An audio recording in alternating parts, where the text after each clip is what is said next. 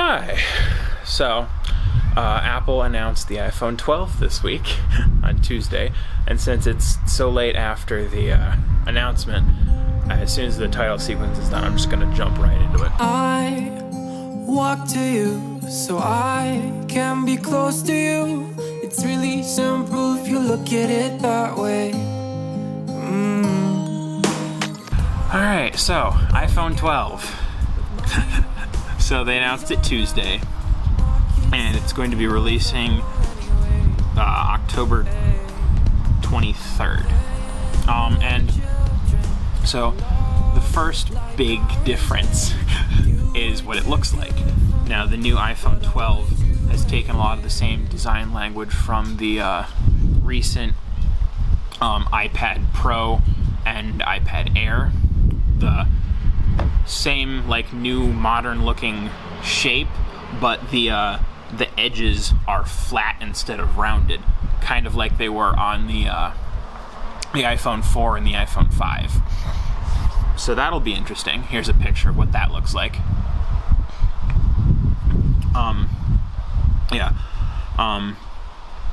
There are the new processor, the A14 Bionic. The 11 and 2020 iPhone SE had the A13 Bionic. They're all capable of 5G. They have this new glass called Ceramic Shield, which is supposed to be tough, not easily breakable or scratchable glass. They've got MagSafe wireless charging, which is not like the MagSafe from their laptops, but rather it's like a wireless charging pad that will magnet to the back of the phone. So we'll see how that works out. They're also, they also all have 5G now. So if that's something you want, there you go. Apple finally has a 5G capable phone. And then, let's see, the new Pro, the new iPhone 12 Pro has a LiDAR sensor on the back for depth sensing and whatever. So yeah, it comes in three or four different models depending on how you count it. There's the standard iPhone 12, and there's the 12 Pro and 12 Pro Max, which, whether you count that as one phone or two, I don't know, but they're just different sizes of the same thing. And then there's the iPhone 12 Mini, which is the same shape and design as the standard iPhone 12, but it's smaller. It's like the similar size to the 5S or the 5 or the 5S or the original old SE. It's a smaller phone for people who like smaller phones, but it still has the same internal stuff as all the new ones. Yeah, it's interesting because it's kind of it's more of a version up. It's more of an S upgrade, but they gave it a whole model number. An ambulance. Anyway, it's like performance tweaks and new glass and 5G. Not super big or exciting features. I mean, it's nice, but aside from if it weren't for the new physical design, it kind of wouldn't really be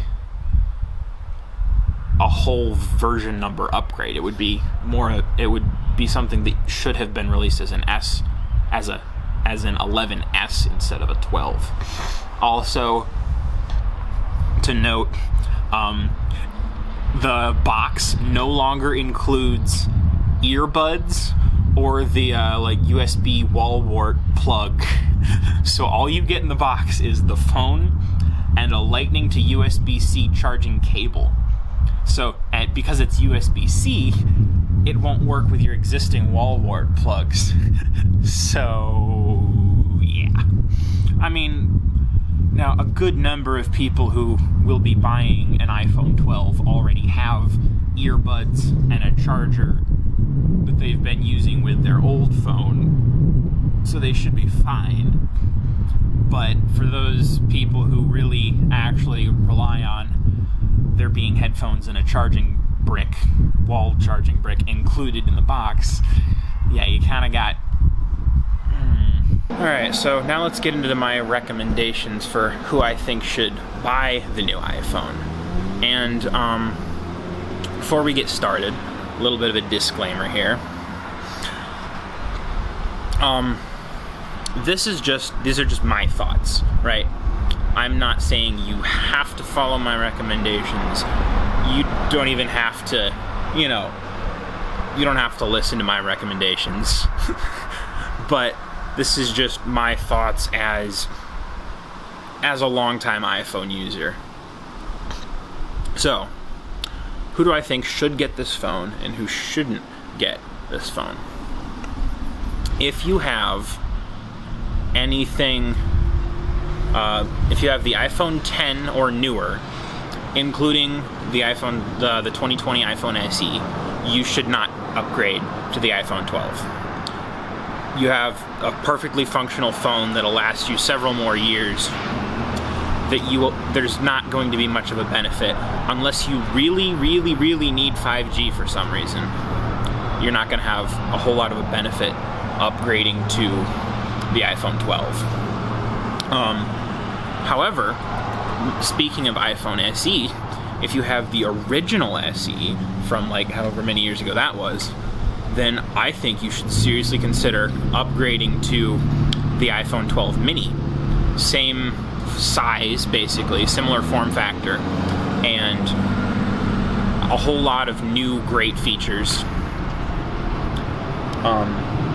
That, and I know the people who liked the original SE liked it for its smaller size, and that's exactly what you're getting with the iPhone 12 mini. You're getting a great phone, but smaller.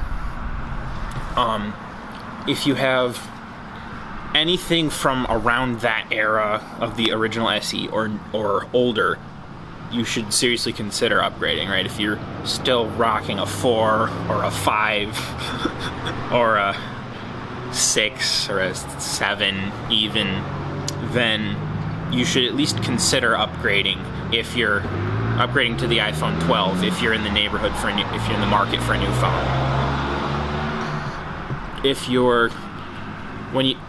iPhone 8, since the iPhone 8 was released around the same time as the 10, if you have an iPhone 8 and it's still working great for you, I would say hold off on the upgrade for now, unless your phone is like broken or something.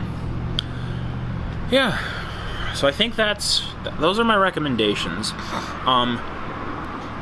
Now, if you are a member of one of the groups that I said should upgrade, but you don't have the cash to upgrade to the iPhone 12 right now, which is totally understandable because it's expensive, there are still options for you. All right, there's the 2020 iPhone SE, which is what I ended up doing. That's a great phone. Apple is, I think, still selling the 11 and the 10R. You could go for one of those. Those would be great.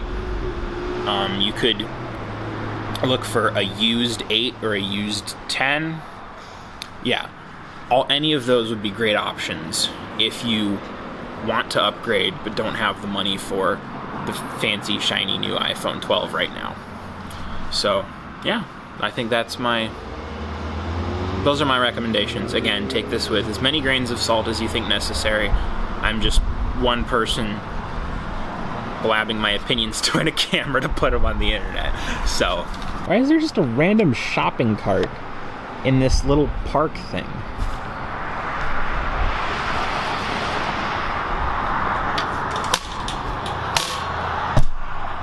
Giant. Somebody took this shopping cart and drove it from a grocery store that's like several blocks that way all the way here, and and then just left it here in the middle of this like park thing next to the gazebo. Who does that? All right, guys, that about wraps it up for this week. Be sure to hit the like button, subscribe if you haven't already, leave a comment about what other tech things you want me to talk about, if you want me to talk about any more tech things. Hit the notification bell to be notified when I post new videos, and I'll see you in the next one.